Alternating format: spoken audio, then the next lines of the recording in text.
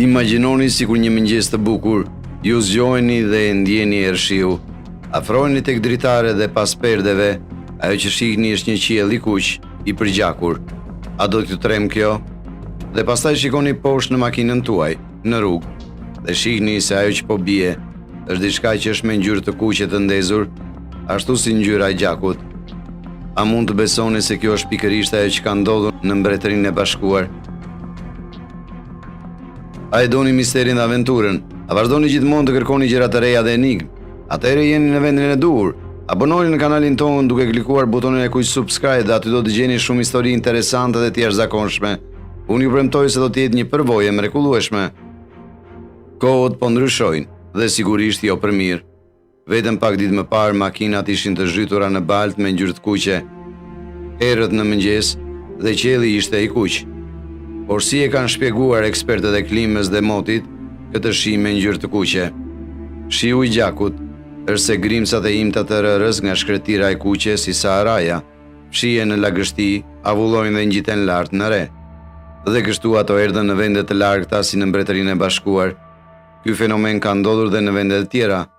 Kur temperaturat rriten shumë, këto grimca kondensohen dhe rreth shfaqin ngjyrën e tyre të kuqe. Kur bien me shiun, duket si një shi gjaku. Ky shpjegim mund të jetë i vërtetë për shiun e gjakut, por sa e çuditshme është kjo. Gjithashtu kohët e fundit, ngjarje të çuditshme kanë filluar të ndodhin mjaft shpesh. A e kujtoni historinë e frikshme të Mekës dhe Medinës? Burime dhe lumenjt kanë filluar duke u shfaqur në tokën e thatë të Arabisë Saudite. Ajo po bëhet kaq shpejt e gjelbër dhe pjellore, gjë e cila nuk është asgjë më pak se një mrekulli. Megjithëse është përmendur tashmë në hadith, edhe të gjithë e dinin këtë. Më pas, me mira peshë të ngordhur, u shfaqen në brigjet e lumit Texas në Amerikë.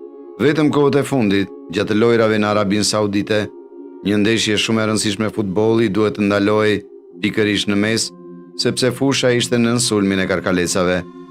A harruan vërshimin e karkalecave në të gjithë qytetin e bardhë të Nevadës? Gjithashtu edhe në Shqipëri patëm një sulm karkalecash. Po tërmetet e dhunshme, dje, zjarret e egra. Çfarë mendoni për ndryshimet drastike klimatike? Pyetja është, pse të gjitha këto ngjarje të çuditshme po ndodhin kaq shpesh? Më parë një ngjarje pabesueshme do të ndodhte pas vitesh dhe njerëzit do të fillonin të flisnin në lidhje me të. Edhe më pas biseda do të shuhej përfundimisht. Por tani çdo ditë marrim lajmin për diçka që ka ndodhur përtej natyrës së zakonshme. Apo i afrohemi gjithnjë më shumë fundit të kohërave, apo Zoti plot fuqishëm po na paralajmëron për diçka të rëndësishme. Allahu thot në Kur'an, kështu që ne dërguam mbi ta përmbytjen e karkalecat, gënjeshtrat, bretkosat dhe gjakun si shenja të dallueshme, por ata ishin arrogant dhe i